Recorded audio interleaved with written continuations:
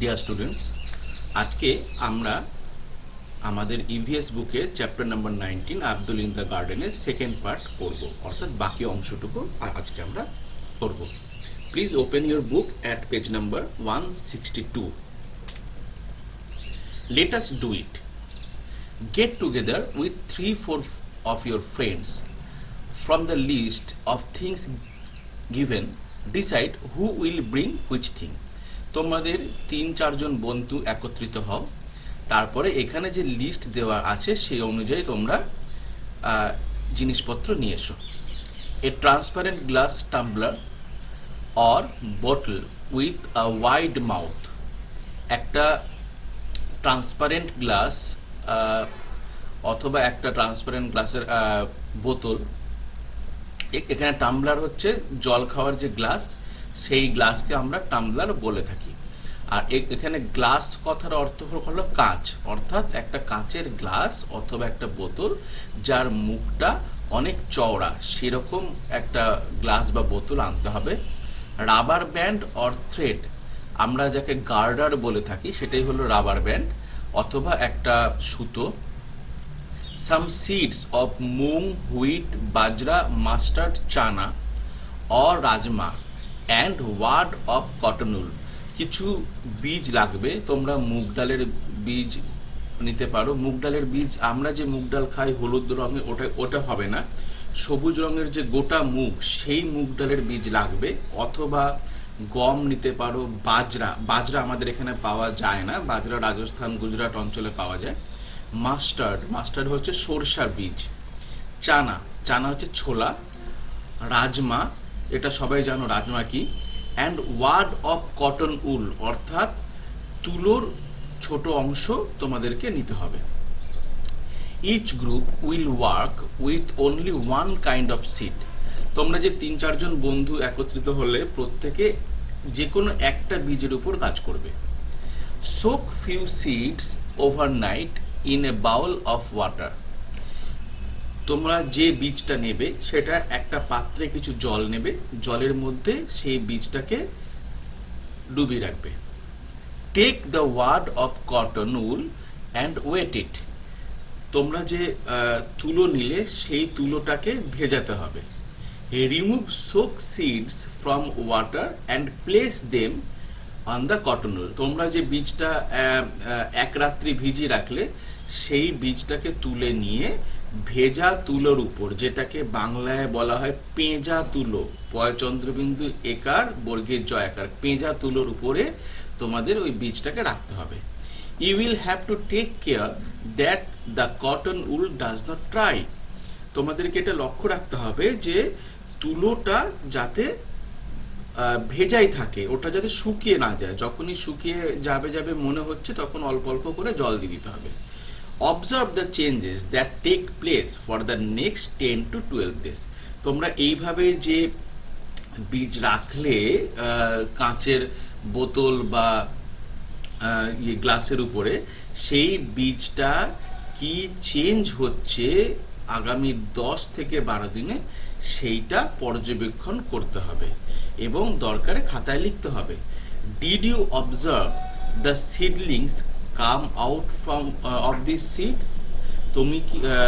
তোমরা কি লক্ষ্য করেছো ওই বীজ থেকে ছোট্ট গাছ, যাকে বলা হয় সিডলিং, বেরিয়ে আসছে? যখন বীজ অঙ্কুরিত হয়, এই যে পদ্ধতি, একটা বীজ থেকে ছোট গাছ যে বেরিয়ে আসার পদ্ধতি, সেটাকে বাংলায় বলা হয় অঙ্কুরোদ্গম আর ইংরেজিতে বলা হয় জার্মিনেশন। এই যে বীজটা জার্মিনেট হলো, এবং ওই পদ্ধতিটাকে স্প্রাউটিংও বলা হয়।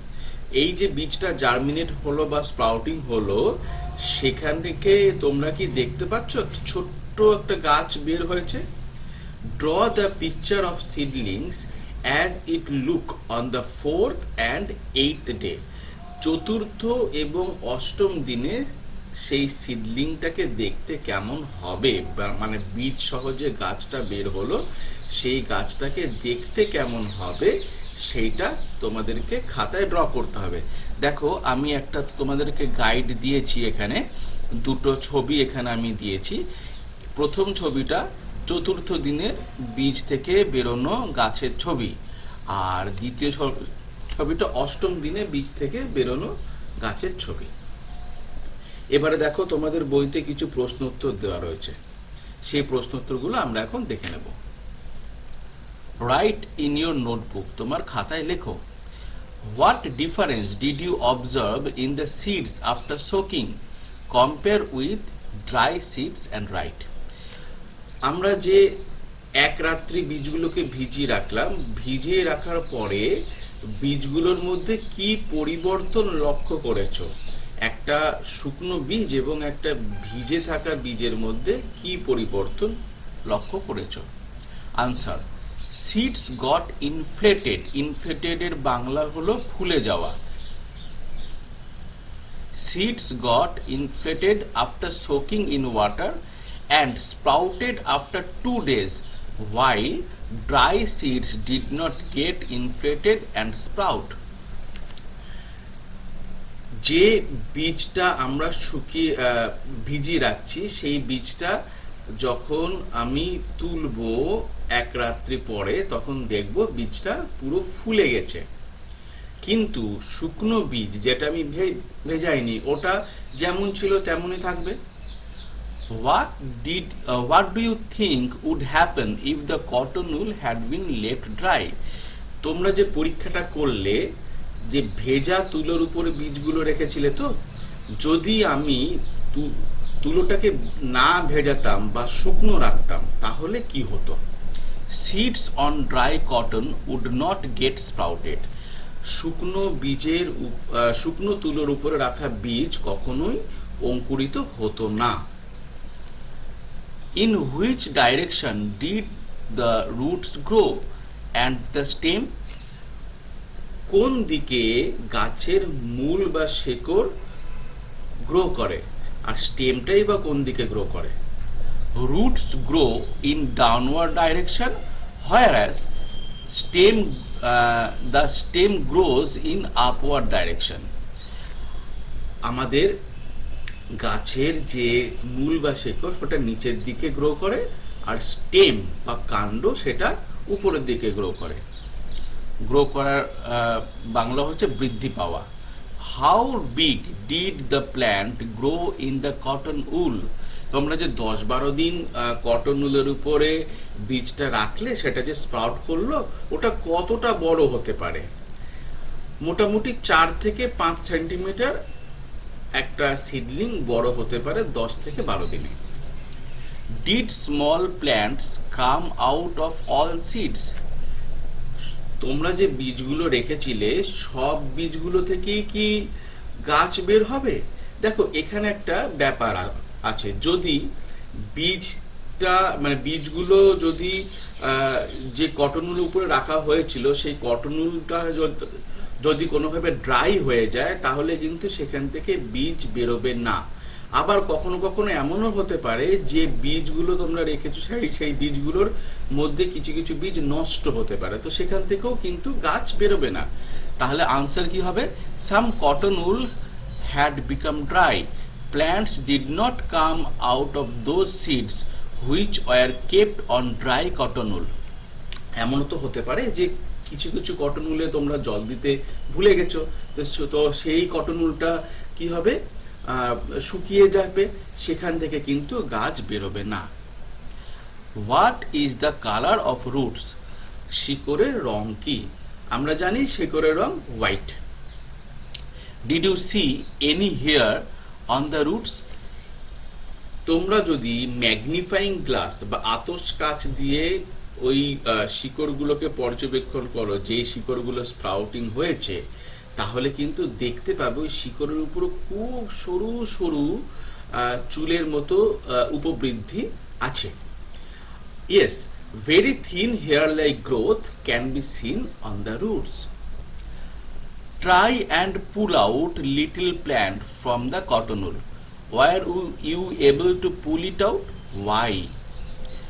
বলছে তোমরা যে কটন উলের উপরে বীজটা রেখেছিলে, সেখান থেকে গাছ বের হয়েছে, মূল বা শিকড় বের হয়েছে, তো সেই গাছটাকে কটন উল থেকে তুলে নেওয়ার চেষ্টা করো। তুমি কি কটন উল থেকে খুব সহজেই গাছটাকে তুলে নিতে পারলে? কেন? আমরা যে কটন উলের উপরে গাছটা হয়েছে সেই গাছটাকে কিন্তু খুব সহজে তোলা যাবে না, কারণ মূল বা শেকড়টা কিন্তু কটন উলের উপর একটা গ্রিপ করে নিয়েছে। It was difficult to pull out little plant from the cotton wool because roots gripped the cotton wool tightly. Did you see how roots grip the cotton wool? তুমি কি লক্ষ্য করেছো কিভাবে কটন উলকে রুটগুলো গ্রিপ করে নেয়? Do you think that the roots hold the soil in the same way? তোমার কি মনে হয় একইভাবে মূল বা শিকড়গুলো মাটিকে আঁকড়ে রাখে? Yes, I think roots hold the soil in the same way. আমি আগের দিনকে পড়াতে গিয়ে বলেছিলাম যে মূলের একটা প্রধান কাজ হলো মাটিকে আঁকড়ে ধরে রাখা, যাতে করে গাছ সহজে মাটি উপরে পড়ে না যায়। Desert oak. আমরা এখন একটা অদ্ভুত গাছ সম্পর্কে জানবো, তার নাম হলো desert oak. Desert oak is a tree that found in Australia. ডেজার্ট ওক এক ধরনের গাছ যেটা অস্ট্রেলিয়া মহাদেশে পাওয়া যায়। It grows almost as tall as your classroom wall. এটা মাটির উপরে তার যে হাইট সেটা কিন্তু একটা বাড়ির যতটুকু উচ্চতা হয়ে থাকে, বা এত তোমাদের ক্লাসের মানে স্কুলের যে ক্লাসরুম সেটার যে উচ্চতা হয়ে থাকে ততটাই হয়। It has very few leaves. আমরা জানি যে ডেজার্ট বা মরুভূমিতে যে সব গাছ জন্মায় তাদের কিন্তু পাতা খুব কম থাকে, তাই ডেজার্ট ওকেরও কিন্তু পাতা খুব কম। Guess how deep its roots go down. আন্দাজ করো তো এর মূল বা শিকড় মাটির নিচে কত দূর পর্যন্ত বিস্তৃত হতে পারে। Imagine the length of about 30 such trees laid down in a line end to end, one after another. ভেবে দেখো এরকম একটা সিচুয়েশন যে তোমাদের স্কুলের যে ক্লাসরুমের যে উচ্চতা সেই রকম হাইটে মাটির নিচে 30টা ক্লাসরুম আছে পরপর পরপর, ততটা গভীরে এই গাছের মূল বা শিকড় পৌঁছায়। আন্দাজ করতে পারছো মোটামুটি 30 তলা বিল্ডিং মাটির নিচে আমি যদি তৈরি করি ততটা নিচে এই গাছের মূল পৌঁছায়। That is how long the roots of the tree can be. এই গাছের মূল ততটাই লম্বা হতে পারে। These roots go deep into the ground till they reach water. যতক্ষণ না মাটির নিচে জলের হদিশ পাচ্ছে এই গাছের মূল বা শিকড়, ততক্ষণ পর্যন্ত বা ততটা পর্যন্ত এই গাছের মূল বা শিকড় বৃদ্ধি পায়। This water is stored in the tree trunk. এই গাছ যে জলটা সংগ্রহ করলো মাটির নিচ থেকে সেটা তার যে গুঁড়ি বা তার যে কাণ্ড আছে গাছের যে স্টেম বা ট্রাঙ্ক সেইখানে সঞ্চিত রাখে। Local people new about this. Local people মানে স্থানীয় বাসিন্দারা গাছের এই প্রপার্টিটা সম্পর্কে জানতো।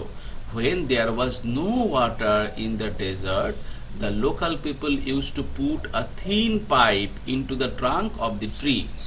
যখন সেই মরুভূমিতে জলের অভাব দেখা দিত তখন স্থানীয় মানুষজন এই গাছের যে গুঁড়ি বা কাণ্ড সেখানে সরু পাইপ ঢুকিয়ে দিত টু ড্রিঙ্ক দিস ওয়াটার, এই জল পান করার জন্য।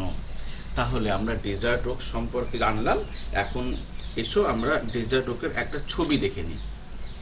দেখো এটা হচ্ছে ডেজার্ট ওকের ছবি। দেখে কিন্তু মনে হচ্ছে অন্যান্য সাধারণ গাছের মতোই এই গাছটা দেখতে, কিন্তু ভেবে দেখো এই গাছের মাটির নিচে 30 তলা বিল্ডিং এর সমান তার মূল পৌঁছে গিয়েছে। ভাবতে পারছো ব্যাপারটা? আজকে এই পর্যন্তই। তোমাদের যদি এতটুকু বুঝতে কোনো অসুবিধা থেকে থাকে আমাকে অবশ্যই ক্লাস চলাকালীন জানাবে।